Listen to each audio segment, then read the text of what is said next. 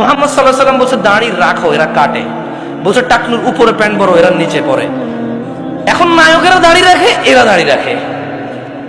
আল্লাহ তাআলা বলছে হালাল খাও, এরা সবসময় হারামের প্রতি ঝুঁকে থাকে। ইসলাম যত কিছু আদেশ করছে, মুসলমানদের বর্তমানে কাজ হয়ে গেছে সবকিছুর বিরুদ্ধাচরণ করা। ওয়াল্লাহি যদি শুকর খাওয়া হালাল হতো, কেউ শুকর খেত না, গরু খেত সবাই। যদি মদ খাওয়া হালাল হতো, এই মুসলমানরা মদের প্রতি এত আকৃষ্ট থাকতো না, সবাই পানের প্রতি থাকতো আকৃষ্ট। যদি সুদ আর ঘুষ খাওয়া হালাল হতো, তাহলে আজকের যে মুসলমান আমার চোখের সামনে আসি, আমরা আমার মনে হয় এরা কেউ সুদ আর ঘুষ খেত না। ওয়াল্লাহি যদি নামাজ পড়লে পাপ হতো, তা ফজরে তুমি মসজিদে জায়গা দিতে পারতা না।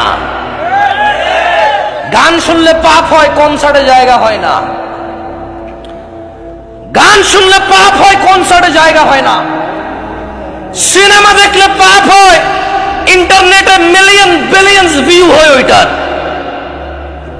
বাবা মায়ের সাথে বেয়াদবি করলে পাপ হয়, কোন সন্তান তার বাপ মায়ের কথা শোনে না।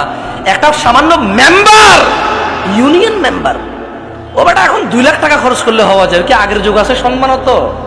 আমি রাজনীতি বক্তব্য দিচ্ছি না, ফ্যাক্ট বলতেছি। নিজের উপরে নিয়েন না কেউ। আমি রাজনীতি বুঝি কম, তাই বলি না। আমার শত্রু বানায় শুধু শুধু নিজের শত্রু বাড়ায়েন না। আমি নিরীহ মানুষ, মনে আপনার কষ্ট যাবে শুধু, বাস। আমারও ইনশাল্লাহ কিছু করতে পারবেন না, আমিও পারবো না। আপনার যা করবে, যদি কিছু হয় ওটা আল্লাহর তাকদীরে আছে, আমার হবে, আপনার হইলে ওটা আল্লাহর তাকদীরে আছে, তাই হবে, বাস, দ্যাটস ইট। আমি ভয় পাই না তা না, এই জন্য আরো অনেক কন্ট্রোল করে বলতেছি। তো এই জন্য দেখবেন বাবা মায়ের অবহেলা। ওর যদি খালি ইউনিয়ন চেয়ারম্যানে বলে ওকে বলিস তো একটু দেখা করতে, ও লুঙ্গি কোনটা পড়বে এই টেনশনে পড়ে যাবে, যাইতে হবে রে। ওর বাপ মা ওকে ডেকে পাঠাইলেও বলো যে আসতেছি, বলে দিস পরে আসতেছি।